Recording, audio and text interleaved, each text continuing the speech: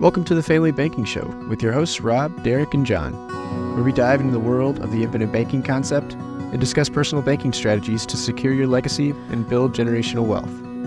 We're glad you're here, and we hope this episode serves you well. If you're interested in learning more about setting up your own family banking system, send an email to thefamilybankingshow@gmail.com. We'd love to hear from you. Welcome back, ladies and gentlemen, to the Family Banking Show. We are your hosts, Derek, Rob, and John. If you are interested in learning more about how to set up your own family banking system and you'd like to schedule time with us, please reach out. You can email us at thefamilybankingshow@gmail.com, and we'll be happy to schedule and talk through what some of the advantages and features and benefits are and how this can be implemented for you and your family. Guys, how are you guys doing this week? Polar Doing vortex. good. I know we always talk about weather, but man, this past week is a record for me. We're recording on a Thursday right now, but on Tuesday this week was minus 20. And that's the coldest I've ever seen. Unbelievable. So now it's much better. It's 0 degrees. So Well, it's like a 30 degree swing. It was minus 20 the 2 days ago, and then it was 30 or 31 yesterday. So it's a 50 degree swing. Yeah. It's crazy. Yeah, Old men talking about weather, right? That's the thing that's crazy to me is how many people go ice fishing still, like see people on walks, those poor people with dogs that still have to go outside, Yep. people are great. Yep. My wife and I went to a Sunday brunch and at a place called Pinstripes, and where you can have brunch and you can go bowling. Yeah. And while we were sitting there having brunch, looked out the window, there were people ice skating, and it was, I don't know how many degrees below zero. There's a frozen pond that's kind of out there, Yeah. and they were just crazy. Okay, well, good on you. Yeah. Embracing the Minnesota winters. I've ice skated on that pond. It's very nice. Yeah, it looked cool. It's just like, man, you won't get me out there at this temperature. Yeah. All right. Well, guys, this week we're going to do something a little different. We're going to do a quick book review of a book titled What Would the Rockefellers Do? I know this has been big and transformative for us, and just kind of doing a quick study of it. And I think it'll provide a lot of insight and help to our clients and to cast a vision for the future. So, John, why don't you go ahead and cue us off? Talk to us a little bit about these two different families, the Vanderbilts and the Rockefellers. Absolutely. Yeah, this book is amazing. And I'll give credit to the authors, Garrett Gunderson and Mike Isom. They have other books that we would highly recommend, Killing Sacred Cows and Money Unmasked and some others. Permission to Spend is another great one from Mike Isom, but really, really brilliant. And I think they communicate really well the vision that we all want to achieve for our families. It's why we call this podcast the Family Banking Show. We're really intentional about building that generational wealth with guarantees in place. And so the book starts off, and obviously the title shows you that it's going to talk about it eventually, the difference between the Rockefellers and the Vanderbilts, and just how drastically different their generations followed, right? So the Vanderbilts, he starts off, talks about by the time Cornelius Vanderbilt passed away, he had, in today's dollars, roughly $200 billion in amassed wealth, right? Wow. Reminds me of some billionaires right now who have roughly that much.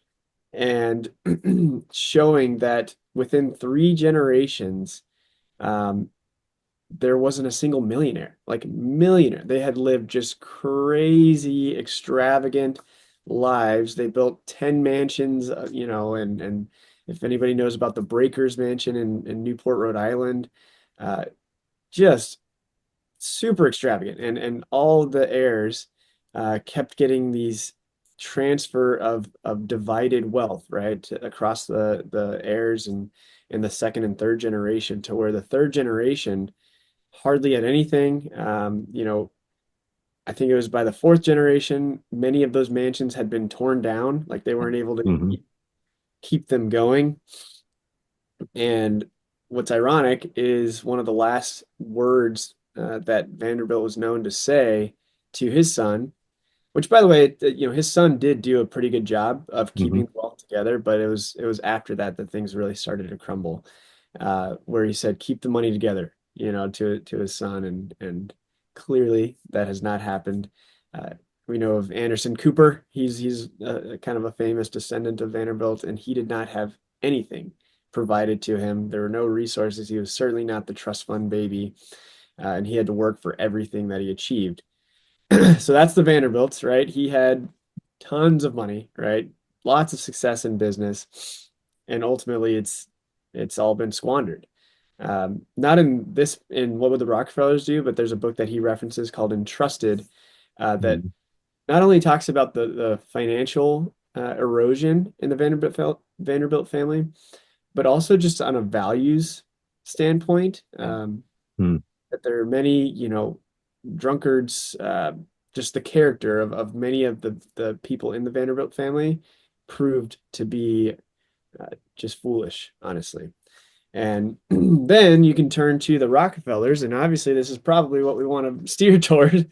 Um, that they had something very close, more wealth, right, than the Vanderbilts. It was around 250 billion in today's dollars, and they've been able to perpetuate that, right? And that's what we're going to talk about a lot is not squandering it, not losing significant dollars to eroding factors like taxes and other factors that we'll talk about. But he was able to perpetuate this wealth through properly structured trusts and through using the strategies that we teach, like infinite banking, right? That Garrett Gunderson will call cash flow insurance that we'll talk about.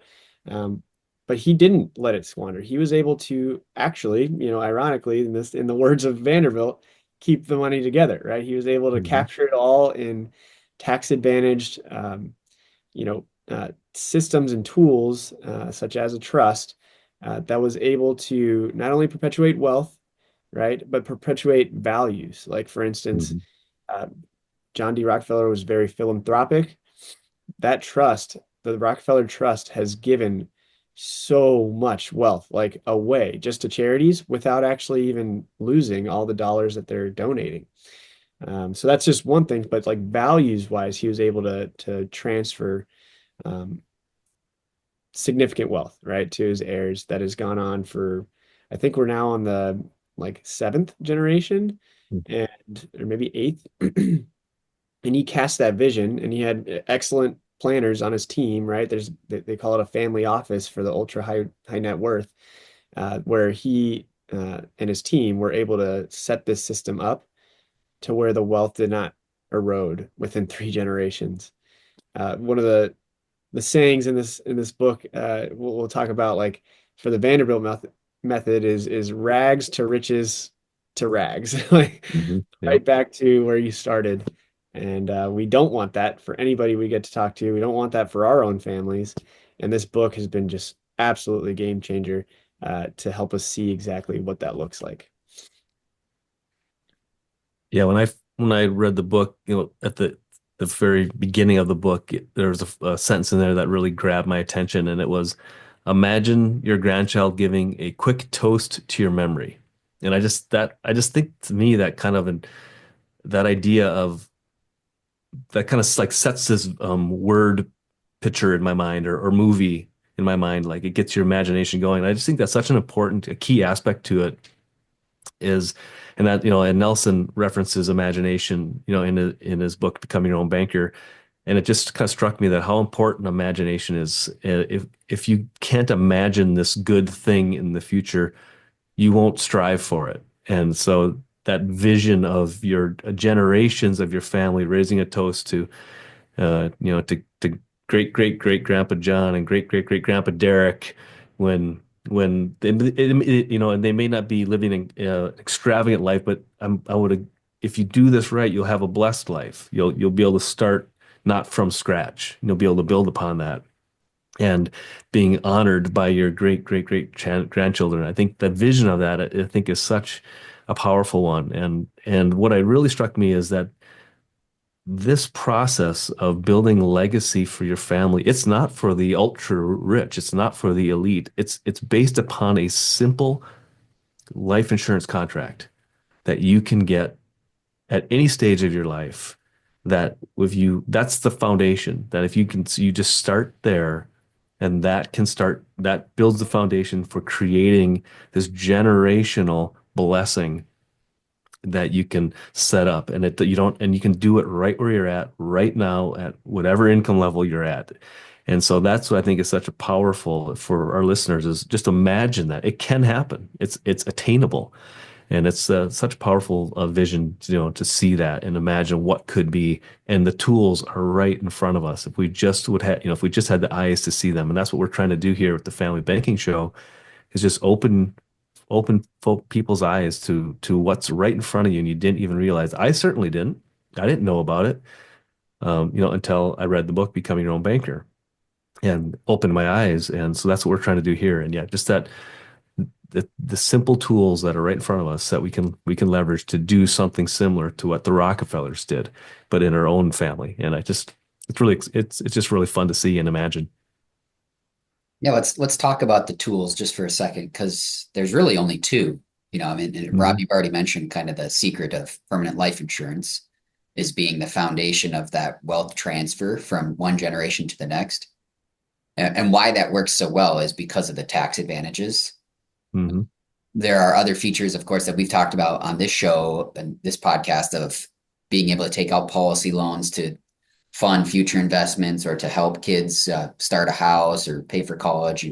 All the financing needs in life. Obviously, that's still there. That's still critical. But the other tool that John has talked about is the family trust. Why is it necessary, or what advantages is there to incorporating the family trust along with permanent whole life insurance? Well, you can incorporate uh, values, you can incorporate structure, and honestly, instructions of Mhm. how that Yeah. those funds can be used.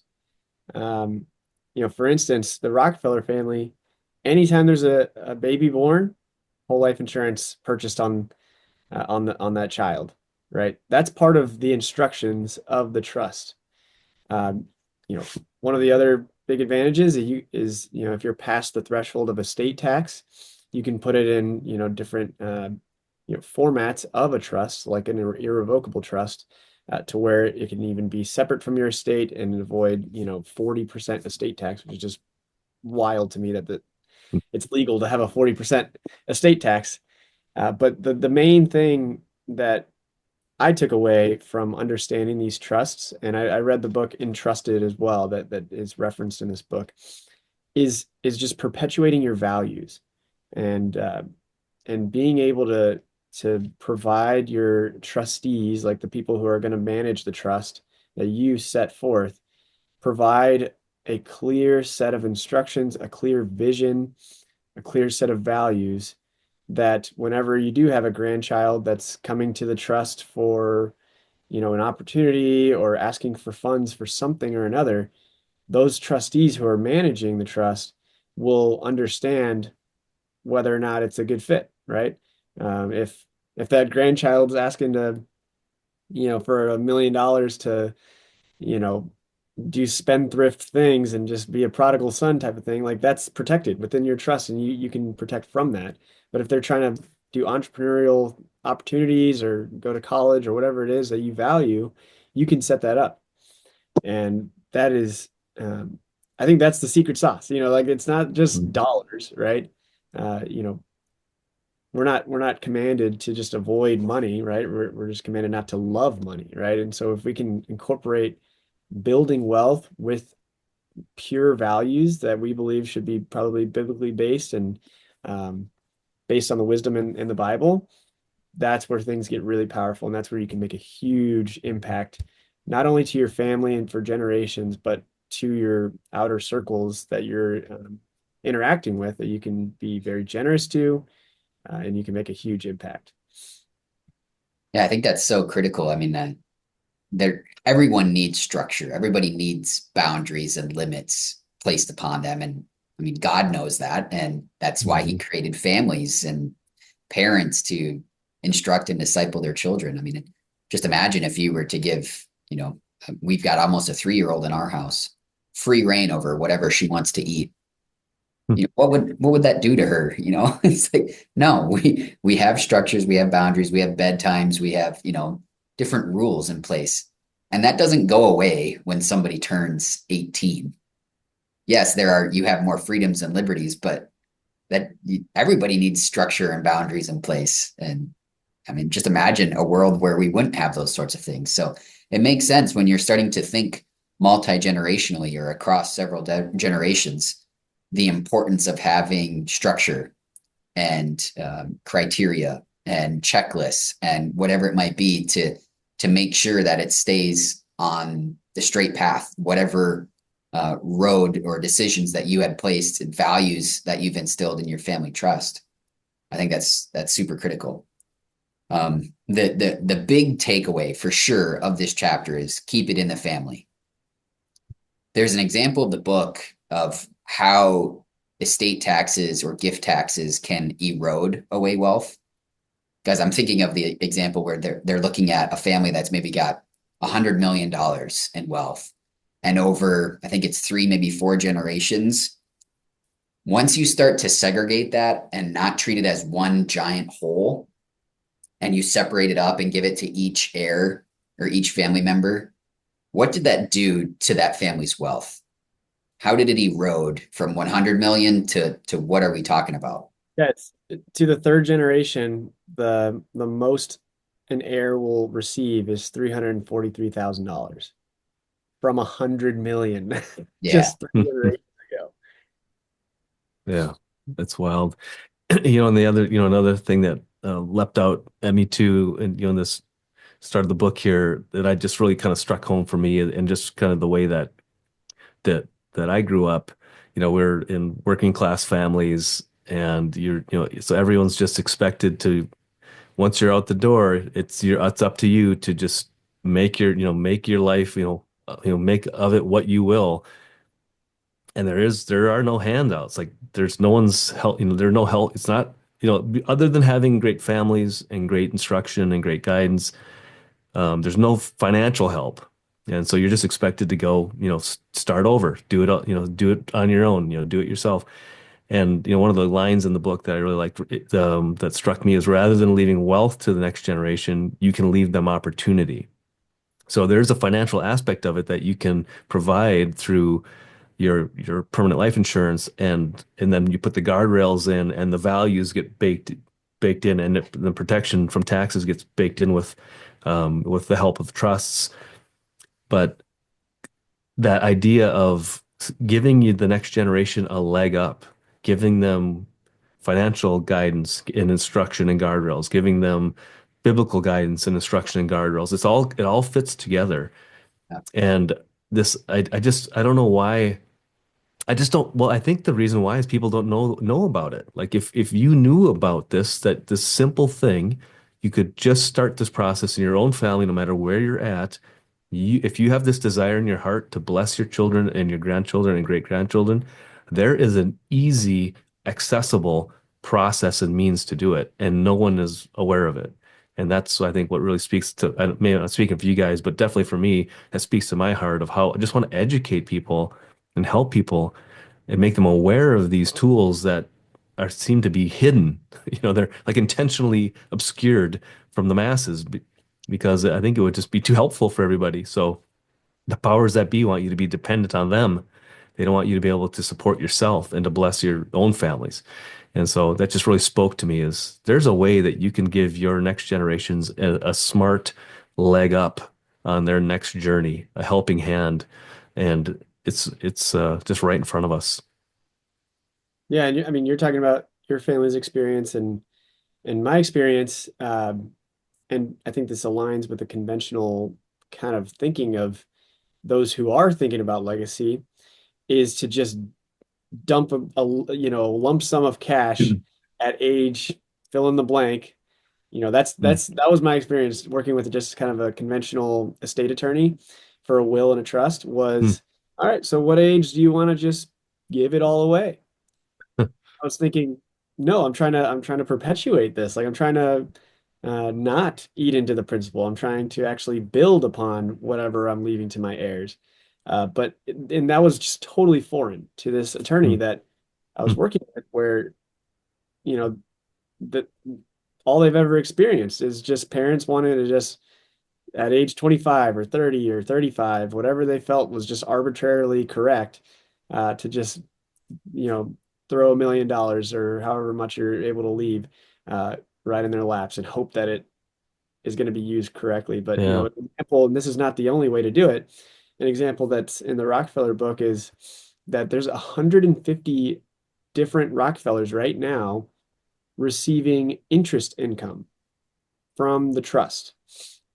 And that's one way to do it. But, there are institutions, there are different like means of not having to eat into the principal and still being able to provide abundantly for your heirs, right? And so this conventional model of just trying to just throw it all away, yeah, like that's why I've seen a lot of people be fearful of the prodigal son, or Hmm. just having it put in the wrong hands without the right guidance. So I think that addresses two things. One, not being smart about how to transfer it, but two, also, instilling values and um, you know, teaching what to do with these funds is really important.